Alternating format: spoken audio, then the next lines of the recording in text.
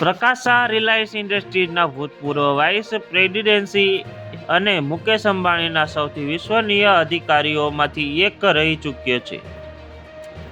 તેમણે વર્ષો સુધી મુકેશ અંબાણીના સાથે કંપનીને ઊંચાઈ લઈ જવા મહત્વપૂર્ણ ભૂમિકા ભજવી હતી.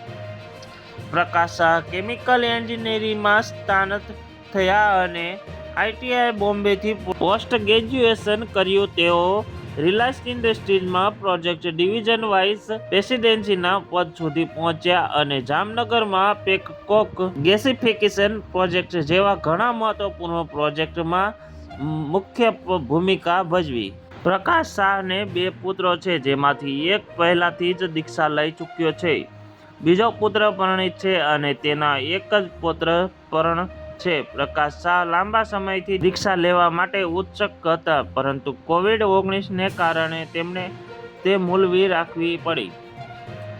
પ્રકાશ શાહે મહત્વપૂર્ણ જયંતીના શુભ પ્રસંગે તેમની પત્ની નિયા સાથે દીક્ષા લીધી. દીક્ષા એ એક સાંદર્ભિક સંકલ્પ છે, જેમાં વ્યક્તિ સાંસારિક આસક્તિઓનો ત્યાગ કરીને મુલતવી તરફ આગળ વધે છે.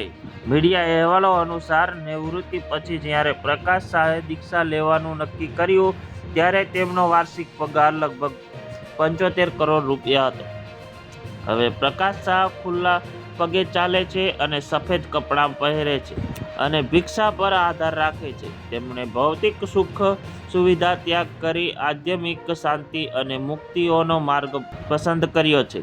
પ્રકાશ શાહને આ નિર્ણય દર્શાવે છે કે જીવનમાં ગમે તેટલી ઊંચાઈ પ્રાપ્ત થાય, આખરે આત્માની શાંતિ અને આધ્યાત્મિક જ સૌથી મોટી સફળતા છે.